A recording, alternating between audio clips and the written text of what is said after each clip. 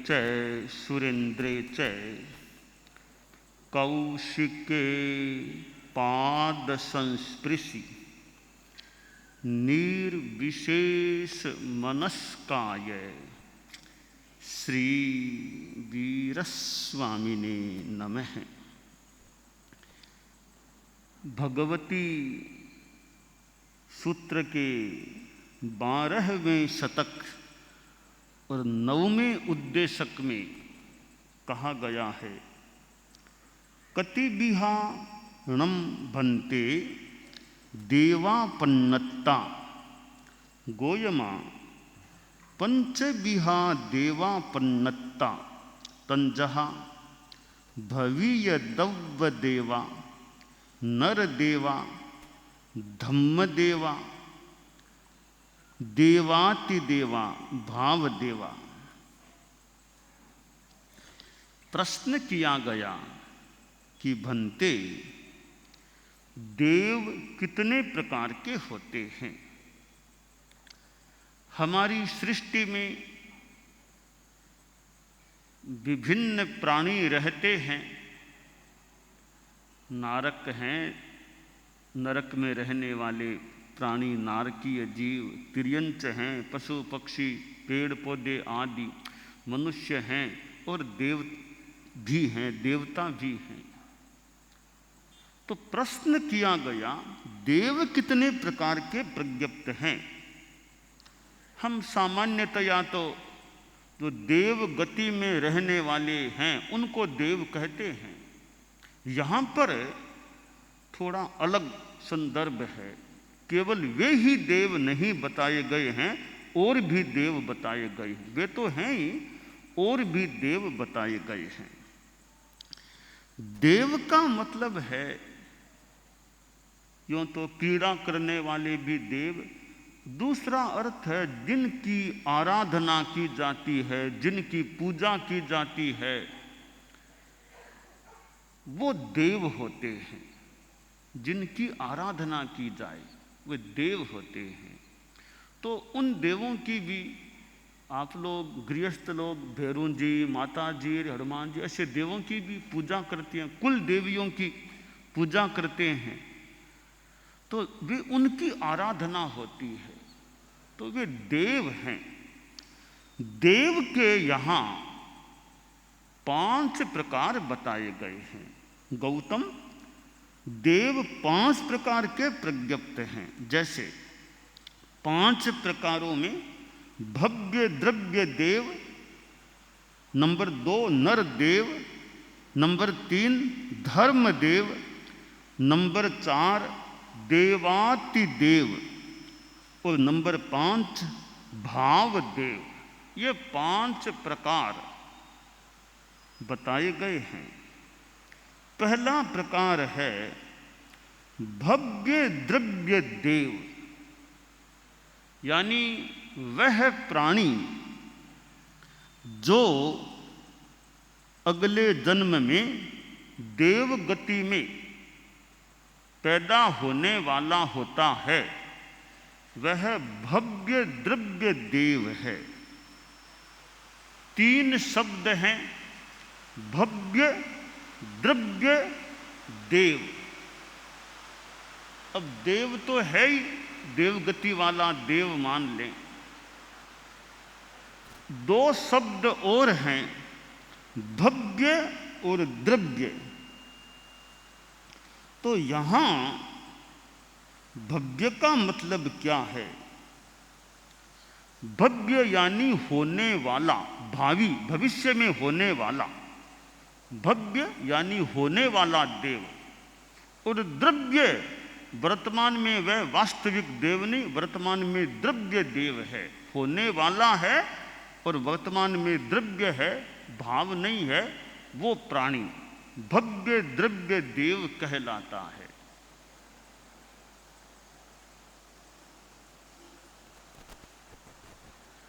तो जो ये मनुष्य हैं या तिर्यंच हैं वर्तमान में, पर अगली गति में देव गति में पैदा होने वाले हैं, वे भव्य द्रव्य देव कहलाते हैं। अनेक मनुष्य ऐसे होते हैं, अनेक तिर्यंच ऐसे होते हैं जो अगली गति में देव बनने वाले हैं, इस जीवन के बाद देव गति में जाने वाले हैं। तो वे प्राणी, वे मनुष्य और पंचेंद्रिय तिर्यक योनिक हैं, वे भव्य द्रव्य देव कहलाते हैं। साधु, श्रावक, सम्यक्त्वी और कई मिथ्यात्वी भी मनुष्य, तिर्यंचों में भी कई देवगति में जाने वाले हैं। तो वे संभवतः भव्य द्रव्य देव की कोटि में आ जाते हैं। दूसरा प्रकार है नरदेव। नरदेव कौन होता है? मनुष्यों में देव की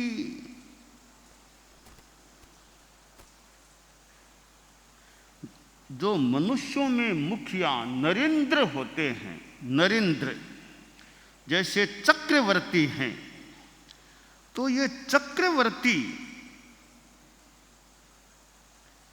नरदेव कहलाते हैं। मनुष्यों के तो वो महासम्राट हैं। भौतिक जगत में मनुष्यों में संभवतः चक्रवर्ती से बड़ा कोई पदाधिकारी, सत्ताधीश दूसरा कोई आदमी नहीं होता। चक्रवर्ती राजा के, राष्ट्रपति के, प्रधानमंत्री, सबसे ऊपर देखें तो चक्रवर्ती होता है। हालांकि वर्तमान में यहाँ तो चक्रवर्ती नहीं है, पर जब होते हैं, जहाँ होते हैं, ऐसा लगता है दुनिया के सारे बड़े से बड़े पदाधिकारी उनमें चक्रवर्ती है, तो उससे बड़ा दूसरा कोई पदाधिकारी भौतिक जगत में नहीं होता, ऐसा अनुमानित हो रहा है।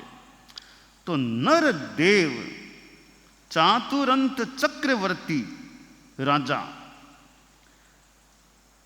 समस्त रत्नों में प्रधान चक्र वाला होता है, नौ निधि का अधिपति होता है, समृद्ध कोष वाला होता है। 32,000 श्रेष्ठ राजा उनके मार्ग का अनुसरण करते हैं। समुद्र की प्रवर मेखला के अधिपति और मनुष्यों के इंद्र हैं, वे नरदेव कहलाते हैं। दो चक्रवर्ती आपस में मिलते नहीं हैं। जहां एक चक्रवर्ती है, दूसरा कोई चक्रवर्ती से उसका मिलना भी नहीं हो सकता।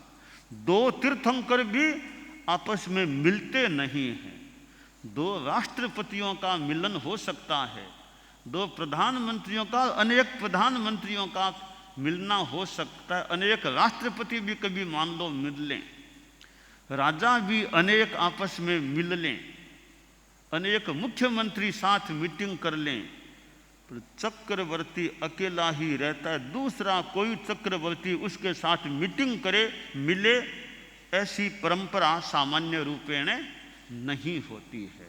इसी प्रकार तीर्थंकर भी होते हैं, दो तीर्थंकरों का आपस में मिलना नहीं होता है। तीर्थंकर एक ही रहते हैं, दूसरे हैं वो अलग एरिया में हैं, आपस में दो तीर्थंकरों का कभी मिलना नहीं होता। जो सामान्य परंपरा है, आपस में संवाद नहीं होता, और संवाद तो वो करें भी क्या, वो तो सर्वज्ञ है, क्या तो पूछे और क्या जवाब दे। पर मिलना भी ऐसा नहीं कि रास्ते में वो इधर से आए, ये उधर से पधारे, दोनों आपस में मिल गए, ऐसा नहीं होता। दो आचार्यों का तो मिलना हो सकता है, युवाचार्यों का भी कहीं दो का मिलना हो जाए, दो युवा आचार्यों का तो फिर भी मिलना ज़्यादा संभव है, युवाचार्यों का मिलना संभवतः थोड़ा कम होता है। दो युवाचार्यों का मिलना थोड़ा कम होता होगा, आचार्यों का तो कई बार मिलना हो सकता है। तो नरदेव यानी चक्रवर्ती, तो वे भी देव कहलाते, क्यों? वे भी एक तरह बड़े सम्मान्य, बड़े पूजनीय हैं, संसार के लिए बड़े सम्मान्य हैं। तो वे नर देव होते हैं। तीसरा प्रकार बताया गया धर्मदेव, जो धर्म की दृष्टि से पूजनीय हैं, वे धर्मदेव होते हैं। कि धर्मदेव कौन होते हैं? जो ये अनगार भगवंत हैं, साधु हैं, विवेक पूर्वक चलते हैं और अपनी साधना करने वाले हैं। ये अनगार भगवंत साधु ये धर्मदेव कहलाते हैं।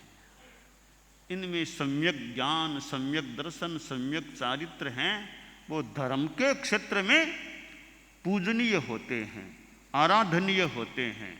तो वे साधु अनगार भगवंत धर्मदेव कहलाते हैं। चौथा प्रकार बताया है देवातिदेव। देवातिदेव कौन होते हैं? कि जो ये अरहत भगवान हैं, जिनके पास केवल ज्ञान है, केवल दर्शन है, अतीत वर्तमान और भविष्य के ज्ञाता हैं, सर्वज्ञ सर्वदर्शी हैं। तो ये अरहत भगवान तीर्थंकर ये देवातिदेव कहलाते हैं। देवातिदेव और कहीं देवाधिदेव, देवाधिदेव शब्द भी आता है, यानी देवों से भी बड़े हैं, देवों को भी मात करके उनसे भी बड़े हैं, देवों से भी अधिक हैं, देवों को अतिक्रांत करके वे और उच्च स्थिति में हैं। वे देवातिदेव अरहत तीर्थंकर हैं, जिनको वे स्वर्ग के देवता भी जिनको नमस्कार करते हैं, प्रणमन करते हैं, उनके आसपास रह जाते हैं, वो देवातिदेव तीर्थंकर अरहत होते हैं। पांचवा प्रकार बताया गया भावदेव।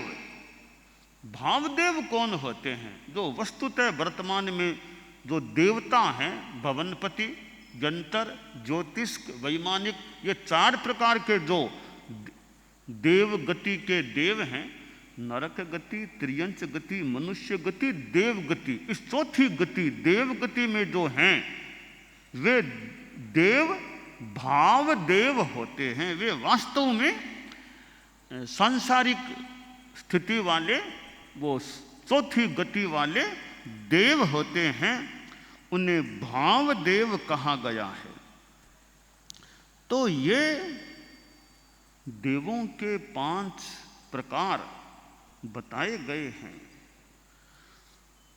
इनमें वे स्वर्ग वाले देव भी आ गए हैं और मनुष्य भी आ गए हैं और कई त्रियंच भी इसमें समाविष्ट हो जाते हैं। तो त्रियंच गति, मनुष्य गति और देव गति, इन चारों को कवर करने वाले ये 5 प्रकार हैं। क्योंकि भव्य द्रव्य देव हैं, तो जो मनुष्य त्रियंच पंचेंद्रिय अगली गति में देव बनने वाले हैं वे भावी देव हैं, अभी द्रव्य हैं। तो भव्य द्रव्य देव, तो जो धर्म की आराधना करने वाले हैं, अच्छे हैं, तो ऐसे जीव, ऐसे मनुष्य, ऐसे त्रियंच वे देव गति में जाकर के पैदा हो सकते हैं।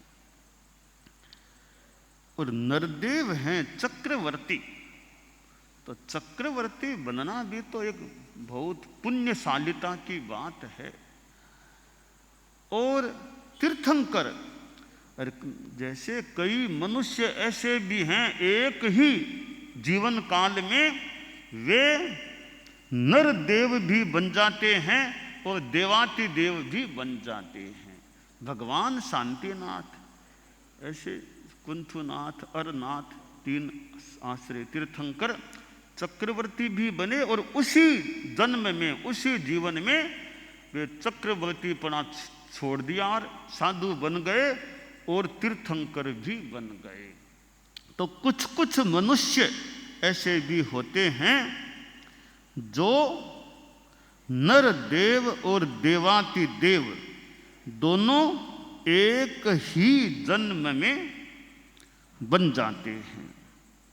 भौतिकता की दृष्टि से मानो वो शिखर पर हैं चक्रवर्ती बनकर के, और अध्यात्म की दृष्टि से, पद की दृष्टि से वो शिखर पर हो जाते हैं तीर्थंकर होकर के। तीर्थंकर से बड़ा धर्म के हमारे जैन शासन में कोई पदाधिकारी नहीं हो सकता, सर्वोच्च हैं तो तीर्थंकर हैं। तो ये जो भगवती सूत्र में देवों के 5 प्रकार बताए गए हैं, वो हो सकता है सामान्यतया हम उन देवों को जो भवनपति आदि को देव जानते हैं, पर देव इनको भी कहा गया है, यानी साधु को भी देव कहा गया है कि धर्म देव हैं, साधु धर्म देव हैं। वैसे हम सामान्यतया गुरु धारणा में भगवान महावीर अरहत को देव, गुरु धर्म में देव के रूप में स्वीकार करते हैं, पर यहाँ धर्मदेव शब्द है, इसमें साधुओं को, अनगारों को धर्मदेव कहा गया है। तो साधु जो त्यागी हैं और पूजनीय होते हैं, तो ऐसे साधु वो धर्मदेव की संज्ञा से अभिहित किए गए हैं। और तीर्थंकरों को देवातिदेव और देवाधिदेव कहा गया है, कहा जाता है। और इधर ये भावदेव, वे भी क्रीड़ा करने वाले भी हो सकते हैं, और वैसे वे कई पूजनीय भी लोगों के आराध्य भी हो सकते हैं। तो यह देव जगत जो भाव देव का है, इसमें देवों की कोई आसाधना तो होनी ही नहीं चाहिए।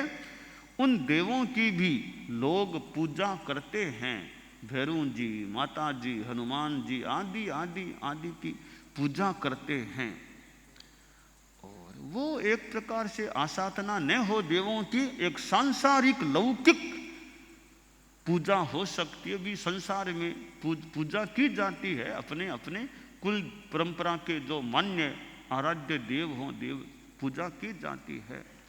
धर्म के संदर्भ में ये साधु देव हैं, और अरहत भगवान तो खैर वो तो परम देवाति देव होते हैं। तो आदमी देवों की भी सहायता की भी इच्छा कर ले, तभी देवता यानी जो लौकिक देव हैं देव गति में वो सहायता कर दे, यह भी इच्छा। परम मनोबल, बड़ा मनोबल हो तो आदमी यह सोच ले कि देवों की आसाधना न हो, मुझे किसी देवता का सहयोग नहीं चाहिए, कोई सहयोग नहीं चाहिए मुझे, तो किसी भी देवता का मुझे सहयोग नहीं चाहिए, जो होगा सो होगा, सहन कर लूँगा, अपना धर्म करूँगा, किसी देवता की सेवा मैं नहीं लेना चाहता।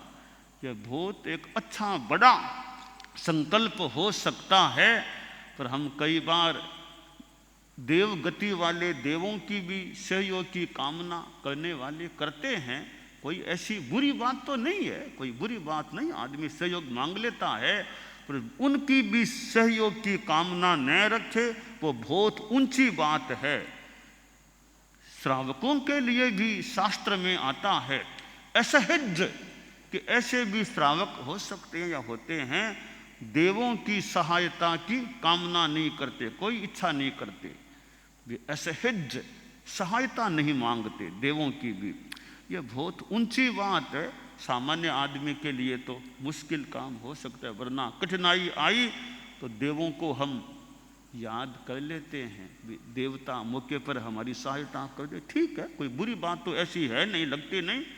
पर कोई बहुत ही संयमी, बहुत ही कोई त्यागी मनोबली हो, तो वो कभी भगवान महावीर के पास वो देव इंद्र आया कि महाराज मैं सेवा में रह जाऊं, आपकी सेवा में रह जाऊं, तो भगवान महावीर ने कहा नहीं चाहिए सेवा, मुझे नहीं चाहिए सहयोग।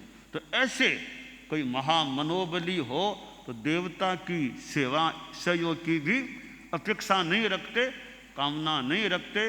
वह दिन धन्य होगा जिस दिन हमारे मन में भी यह मनोबल जाग जाएगा कि देवों की आसाधना बिल्कुल भी नहीं, पर मुझे किसी देवता के सहयोग की मांग करने का ही त्याग है। कोई मांग नहीं मेरी, किसी देवता से सहयोग नहीं चाहिए, मेरे कर्मों से होगा सो हो जाएगा। दिव्य शक्ति की मुझे सहायता नहीं चाहिए, बस भगवान को याद करते रहेंगे। करना होगा तो अरहत सिद्ध आचार्य उपाध्याय मुनि नवकार का जब कर सकेंगे करेंगे तो। और कोई देवता महाराज को हम कष्ट नहीं देना चाहते कि हमें सहायता दे, हमारी कष्ट को दूर करे। कोई हमारी डिमांड नहीं, कोई मांग नहीं है हमारी। ऐसा मनोबल भी हमारे में कभी जाग जाए, और वो जाग जाए तो बहुत अच्छी बात, ऊंची बात हो सकेगी कि देवों की सहायता की कोई कामना नहीं, कोई डिमांड नहीं, कोई मांग नहीं है। तो ये भाव देव होते हैं, वे अपने ढंग के कई रिद्धिमान भी समृद्धिमान हो सकते हैं, उनकी अपनी कोई शक्ति सामर्थ्य हो सकती है, और वो कितनों का सहयोग भी कर सकते हैं। पर वो दिन धन्य हो जब हमारे मन में हमारी ओर से कोई मांग न हो, किसी भी देव जाति से हमारी कोई प्रार्थना न हो कि मेरी सहायता करो, मेरा संकट दूर करो, मुझे संकट मुक्त करो, संकट मोचक बनकर मुझे संकट रहित करो। ऐसी भी मांग नहीं करेंगे तो वो बहुत उच्च कोटि का हमारा मनोबल या बल हो सकेगा। और श्रावकों के लिए शास्त्र में आया भी है कि ऐसे भी श्रावक असहज कोई देवता के सहयोग की वो अपेक्षा नहीं रखते, मांग नहीं करते। ऐसे आप गृहस्थों में भी, श्रावकों में भी ऐसे शास्त्र के हिसाब से हो सकते हैं। परंतु कोई सहयोग मांग भी ले तो ठीक है, कोई ऐसी कोई बुरी बात वो भी नहीं है कि आदमी को सहयोग भी अपेक्षित हो सकता है। पर सहयोग नहीं ले, नहीं मांगे, वो और ज्यादा ऊंची बात हो सकती है। तो ये भगवती सूत्र में 5 प्रकार देव के बताए गए हैं। भव्य द्रव्य देव, नर देव, धर्म देव, देवाति देव और भाव देव।